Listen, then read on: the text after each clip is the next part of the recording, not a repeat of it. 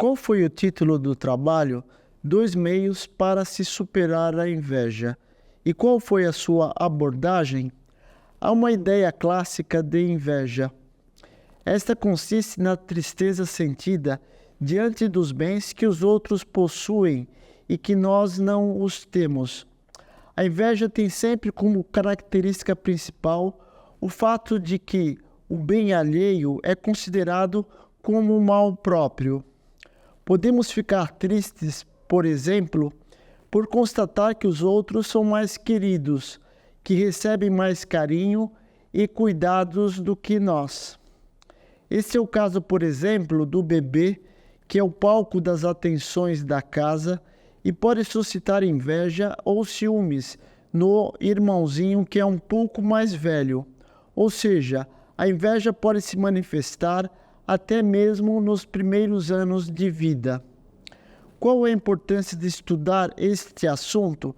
A importância de estudar este tema, a inveja, é podermos combatê-la o quanto antes em nossas vidas, pois se trata de um mal que, se o temos, nos pode prejudicar a nós e aos outros. Além disso, se não temos invejas no nosso cotidiano, teremos, consequentemente, mais paz e mais alegria. Qual é o objetivo do trabalho? O objetivo desse trabalho é apresentar dois meios que ajudam a combater a inveja. Estar satisfeitos com o que temos e o amor generoso. Qual a metodologia empregada? A metodologia será apresentar algumas manifestações desse vício na batalha diária, pois o invejoso procura diminuir sua aparente ou real inferioridade, fazendo desacreditar, de algum modo, os êxitos alheios. Quais os principais pontos de discussão? Quase todos os bens dos outros podem nos levar à tristeza. Podemos ficar tristes por aquilo que os outros são, alegres, simpáticos, inteligentes, etc.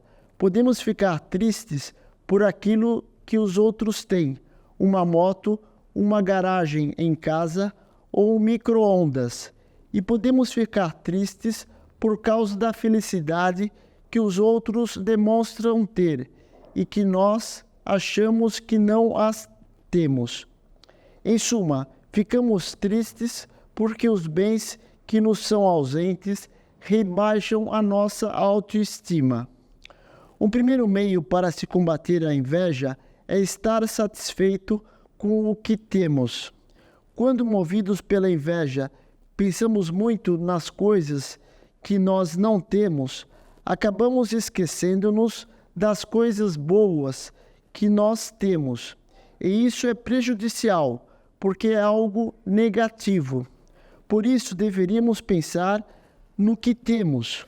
Uma família maravilhosa, talvez filhos, irmãos, um estudo universitário, um bom emprego, uma língua que não é a língua materna. Mesmo que não tenhamos tudo isso, sempre teremos algumas coisas para ficar satisfeitos. Um cego pode ficar satisfeito de entender as coisas que pode ouvir. Isso ajuda a atacar a inveja. Um segundo meio para se combater a inveja, e que é ainda mais eficaz, é o amor generoso. A verdadeira caridade faz com que vejamos as coisas boas dos outros como um bem que nos alegra. Quando vivemos o amor, ficamos felizes ao olhar para o bem dos outros. Que bom que tenham coisas magníficas, virtudes, que sejam queridos, que vivam bem a vida e que sejam alegres. Ou seja, sempre podemos alegrar-nos com o que os outros têm, mesmo que, pessoalmente, não o tenhamos. Este tipo de atitude combate a inveja.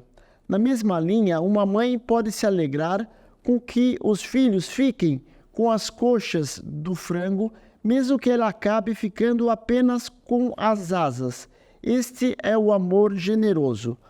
Um outro exemplo disso e que pode ajudar a entender o amor generoso é o relato do que ocorreu num campo de concentração Auschwitz da Segunda Guerra Mundial. Havia uns homens que andavam de barraca em barraca, consolando as pessoas, ajudando-os e até dando os poucos pães que lhe restavam. Eles tinham um amor generoso, incapaz de sentir inveja, mesmo dos que estavam em situação melhor do que eles. O estudo propiciou quais conclusões? Uma pessoa invejosa sente-se incomodada quando encontra alguém que considera um rival ser elogiado. Para ele, as honras deveriam ser suas. Apesar das dificuldades, é possível lutar contra esse mal da personalidade, ainda que requeira certos hábitos e leve algum tempo. Eu queria comentar aqui que há pessoas que não as invejamos, mas as admiramos. Queremos sim imitá-las. Por exemplo, admiramos o rapaz órfão de pai que, sem se queixar nunca, realiza grandes sacrifícios para sustentar a mãe e os outros irmãos. Para isso, trabalha o dia inteiro, a grande distância da sua casa, estuda à noite, faz biscates no fim de semana e, em meio a tudo isto, está alegre e bem disposto. Gostaríamos igualmente de imitar o homem que perdeu muitos bens econômicos e que, carecendo às vezes até do mais necessário, realiza com esforço suas atividades profissionais, transmite otimismo à família e vive preocupado com os outros. Com isso, finalizamos esse estudo da inveja.